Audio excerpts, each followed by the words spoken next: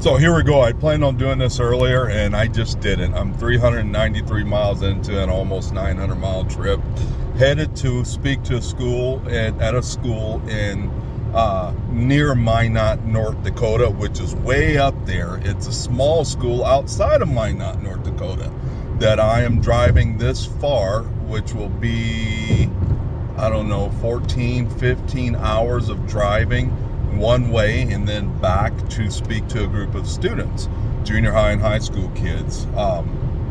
So I'm going to document a little bit of my journey into motivational speaking and why. And people will say, I'm just going to go what's on my mind.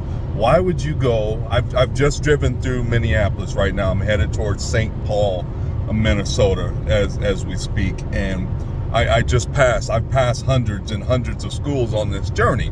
Well, number one, you only get to go where you're invited to. That's number one.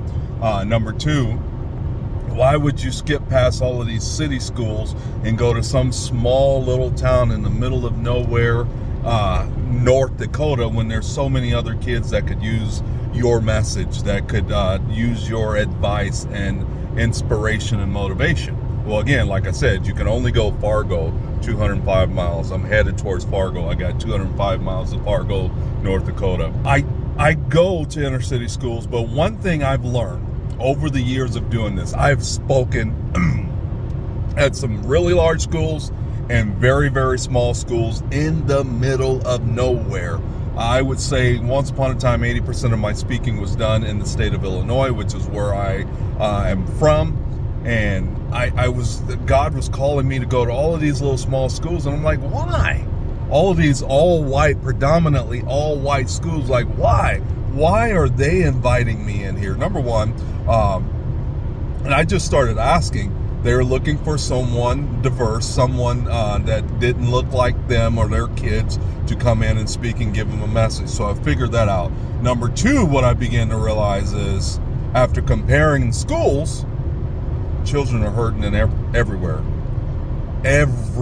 Even in schools like the kids schools our children go to, which is a very affluent, very upper middle class community, but they hurt too.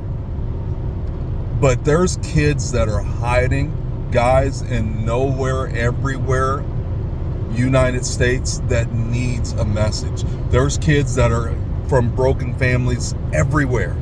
There are kids that are emotionally and spiritually and mentally broken everywhere. It's not just inner city. And we get confused by that. We call these communities farming communities. They're not farming communities. Less than 15% or less of the kids that are in these schools come from farming families. They're broken communities. So that's one reason I go to schools like that. I'm willing to travel 13, 14 hours to go speak, because my message, I know, will help inspire and potentially change the lives of some kids that weren't getting a message like mine where they're at.